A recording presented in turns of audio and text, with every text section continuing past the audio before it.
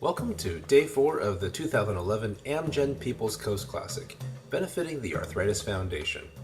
We begin the day in Yachats, just footsteps away from the Pacific Ocean. After a very long Day 2, followed by an easy Day 3, we're now getting back into the swing of things with a hilly 73-mile ride.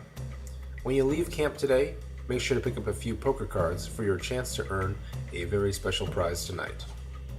Before we begin, a quick thank you to our major sponsors, Amgen, the Oregon Coast Visitors Association, Divine Adventures, FC Bloxham Company, Kinetic Ideas, and Columbia Sportswear.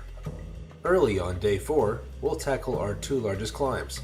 Just out of the gate is an 800 vertical feet climb up to Cape Perpetua. This section of coastal road is very scenic, but also very narrow with blind turns. There are very few cars on the road in the early hours of the morning, but we are recommending that all riders use a rear-facing blinky light for safety on this stretch of road. Just a few miles further down the road, we're approaching one of the most iconic landmarks along the Oregon coast, the Seda Head Lighthouse. This year begins a 2-year restoration project to the lighthouse and state park, which will prevent us from experiencing its beauty up close. We then approach the second and last tunnel of the Oregon coast, the Cape Creek Tunnel.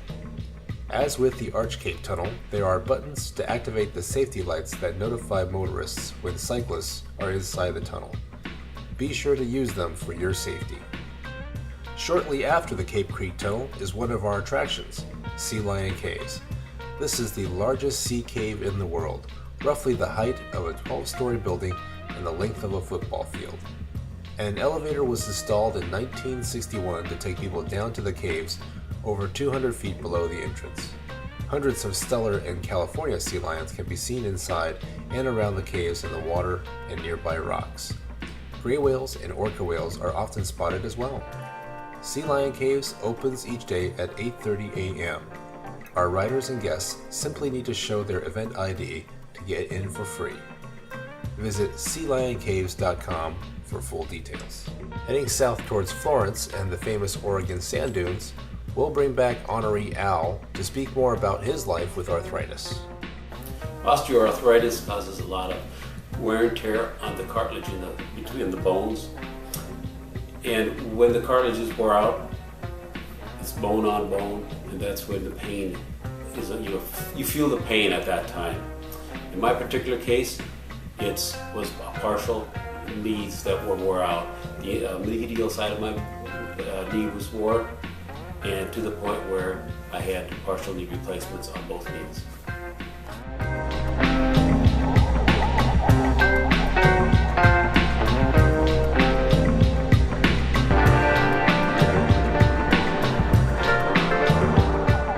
We're now entering Reedsport. As you cross the bridge over the Umpqua River to enter town, our midday check-in point will be immediately on the right. Visit www.thepeoplescoast.org to find out more about Reedsport and Winchester Bay, including some great places to grab lunch. More painful than Al's arthritis is watching his granddaughter grow up with it. Here he is to talk more about his granddaughter, Brooklyn. And as a grandfather, I look at things in a little bit different way. I worry that at the age of 11, Brooklyn could become withdrawn because of the fact that will she fit in with her new friends, with the new school. I don't know. Time will tell. It's when she was 4, she just accepted it, and her family and her close friends accepted her the way she was. And all of a sudden, the world's getting bigger, and she's going to be exposed to a whole lot more different situations. I know she's a tough little girl, and I know she can handle them, but I just don't want her to get beat down. The McCullough Memorial Bridge is named after the engineer that designed all the bridges along the Oregon coast. When constructed in 1936, it was the longest bridge in Oregon at almost a mile long. We will be ferrying our cyclists across with support vehicles to ensure our riders' safety and minimize the impact on local traffic. We're now in North Bend, Oregon, home of the Mill Casino, who are welcoming us to town with a poker night. Over the course of the day, riders will be dealt 7 cards, and the best 2 hands win a free room that night and a $40 gift card. A free shuttle service will be stopping by our overnight camp to pick up the lucky winners and anyone else that wants to head over for some fun.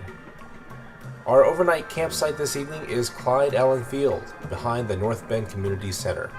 As this baseball field is considered school property, we are not allowed to serve alcohol tonight. That's it for Day 4. Tune in next week for our preview of Day 5 at the Amgen People's Coast Classic, riding from North Bend to Arizona Beach. Al will take us out of today's video with more on his family's fight with arthritis.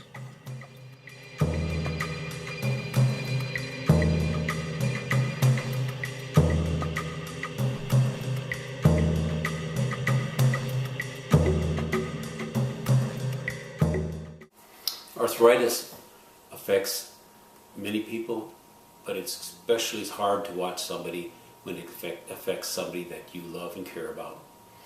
In my own case, I've mentioned my granddaughter who has rheumatoid arthritis, and it affected her very, very seriously. It's in her joints, in her legs, in her feet, and she lost her eyesight from it. I have a sister who, at the age of 30, used to dance, and now at the age of 65, has spent 35 years without being able to dance. But she has a new medication that she was a test subject on that has just recently been released, and it has helped her at least be able to hug her own grandchildren, pick them up, play with them. My own wife, who has had full knee replacements due to the wear and tear of osteoarthritis, who has fibromyalgia, who has hands that are deformed. It hurts to watch them when they try to open a can of or a jar of pickles and they can't open it. It hurts to when they come to give your sister a hug and you don't want to hug her too hard because you know that it's painful.